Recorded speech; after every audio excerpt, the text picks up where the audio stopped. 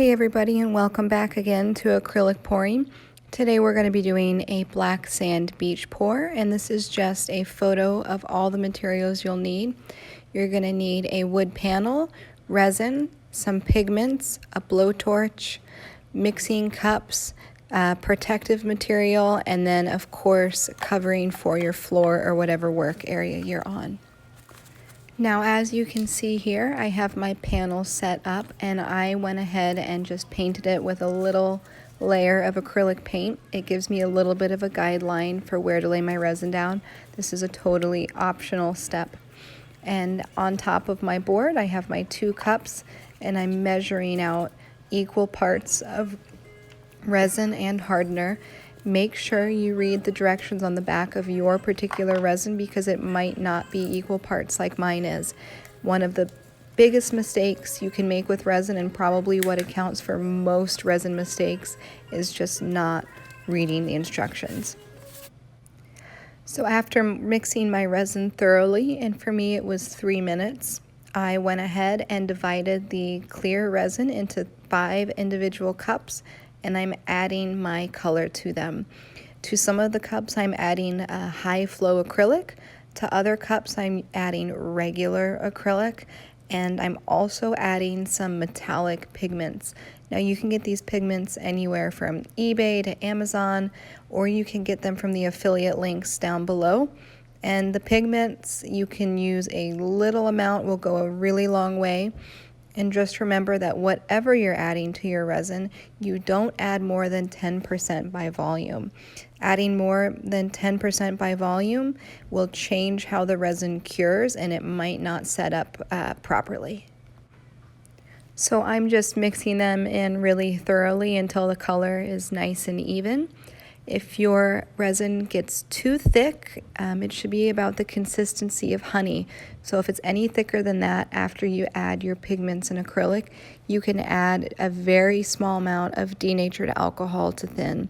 No more than, I would say, a teaspoon at most for this amount of resin.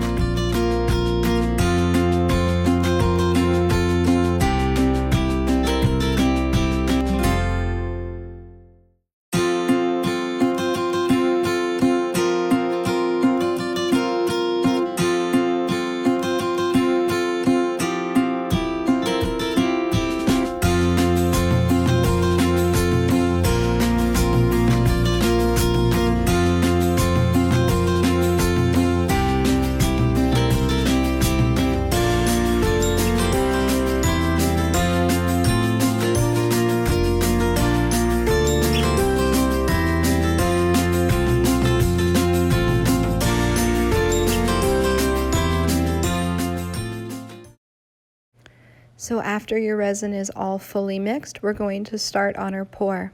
And I like to start by laying down the sand area. And since this is a black sand beach painting, we're going to start with the black tinted resin first. So go ahead and lay that down. Use a popsicle stick to spread it around. And then you can start laying down your other colors. You can add the blues. Just hold off on the waves until the end.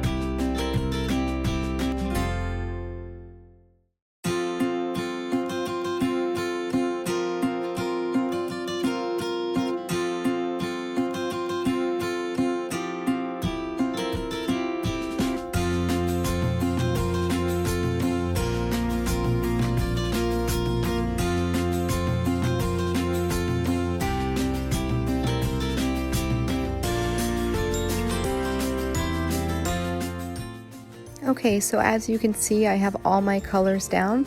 And now what I like to do is take my gloved hand and mix the blues into each other. I think blending the different shades of blue together really helps make it blend like the colors of the ocean do. So just go ahead and start. I like to go from dark to light and then just blend all the way down. And you can also see that I had a little bit of extra resin left over, so I'm just throwing it on a coaster. I never like to waste my resin, so if you have some inexpensive tile coasters laying around and you have some extra, go ahead and do the same thing to the coasters as you're doing to your panel. Okay, now that I have my colors blended, I'm taking my blowtorch to it to give it a nice smooth finish and get out any air bubbles or pockets that have developed on the surface. This is a very important step, and a blowtorch or a heat gun, but I would really recommend a blowtorch, is absolutely necessary to get the bubbles out, or it won't have a smooth finish. So after the bubbles are out, I take that white resin that's been hanging out and we're going to start doing our wave effect. And I like to add it a lot in between where my sand first meets the water, because that's usually where waves crash the most. And then I like to do some at the top. So you can see I added a really thick amount in between that area and then thin stripes in the rest of it. And once you have the white down, this is how you make the lacing in the waves. You take your blowtorch and you kind of hold it at a 45-degree angle, and you just move the flame over the white from side to side, and that heats the resin up so that it is thinner and it moves around. So you can see that I pick up my panel and I twist it and turn it kind of like you would if you were doing a regular acrylic pour, and that will create some of this lacing. And you can go back in and hit it with the blowtorch again and keep twisting, and really just do that until you're happy with the way the waves look. I'm going to keep working with the waves here, and you can also do a little bit of blending with some of the blues once you do the waves to make it look a little bit more natural. This is really up to you. With an ocean pour, there's really no wrong way to do it, so there's a lot of flexibility for how you create your waves. So I'm going to sign off for now. Watch the rest of the video to see how the wave turns out, and please let us know what you'd like to see next from acrylic pouring in the comments below, and if you tried this beach pour.